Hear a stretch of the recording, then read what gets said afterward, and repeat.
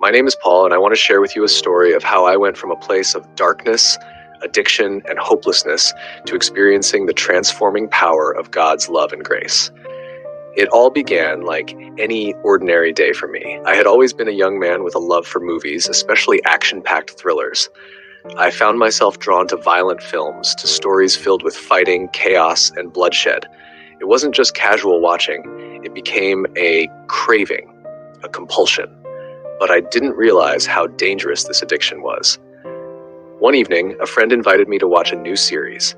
He spoke of it like it was something epic, a series with 24 episodes filled with intense action and violence. At first I hesitated, but the temptation was too strong, and I gave in. Little did I know that single night would set off a chain of events that would spiral me into a deeper addiction. As I watched, I felt something shift inside of me. The thrill of the violence captivated me, and before I knew it, I was watching episode after episode, losing track of time. That night wasn't just about a series, it was about something far more sinister.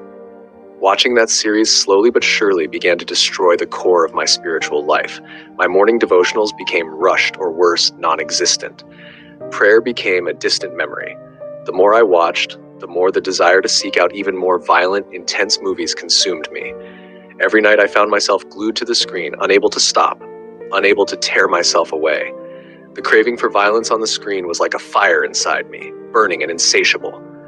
Soon, I stopped going to church. It felt like the things of God were no longer relevant. My relationship with God began to wither.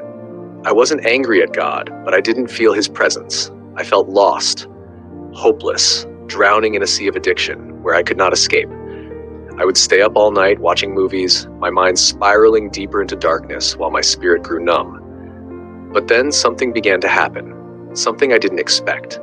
It was subtle at first, just a gentle nudge in my conscience. I could feel the Holy Spirit speaking to me. I would hear a still small voice whispering, "Paul, you're sinking deeper into this mud of addiction. You're drowning, but you don't have to stay here."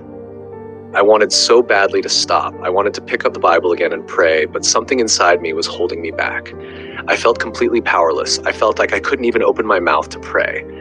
Every time I thought about reading the Bible, I couldn't muster the strength. Instead, I went back to my movies, picking ones with even more violence, more bloodshed, more darkness. It was like the devil himself was summoning more demons to speak into my conscience, telling me that God would never accept me again.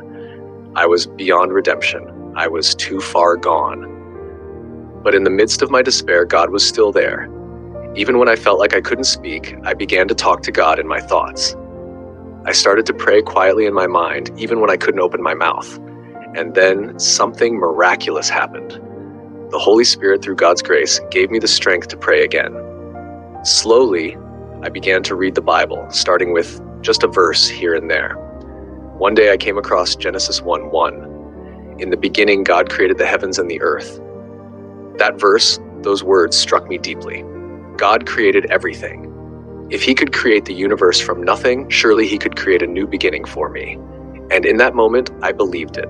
I believed that my life could start over, no matter how far I had fallen. I prayed and meditated on that verse, holding on to the hope that God could restore me.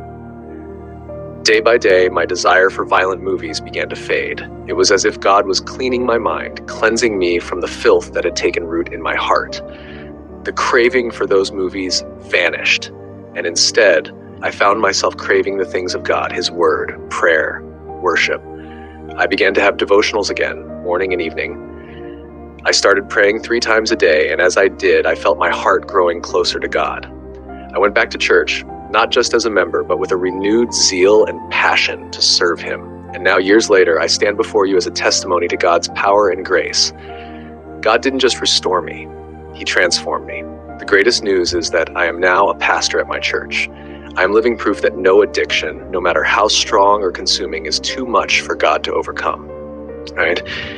If you're watching this today and you're struggling with an addiction, whether it's movies, series, or any other form of entertainment that's distracting you from God, I want you to know that there is hope. There is freedom. You are not too far gone. God is waiting for you. Even if you can't open your mouth to pray or your mind feels clouded by addiction, He hears your thoughts, He knows your struggles, and He is ready to meet you where you are.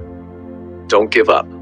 God has the power to restore you, to bring you back to Him, and to call you into a greater purpose. Don't let anything divert you from God's calling on your life. Trust Him.